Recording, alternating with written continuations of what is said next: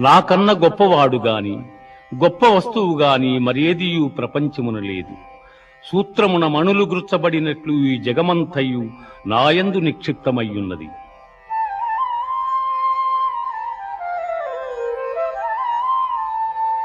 పుణ్యో గంధః పృథివ్యాంచ తేజశ్చాస్మి విభావసౌ జీవనం సర్వభూతేషు తపశ్చాస్మి తపస్విషు.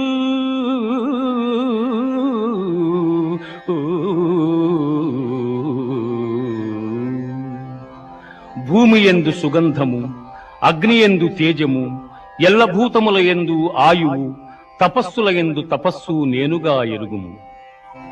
దైవీహేషా గుణమయీ దైవీ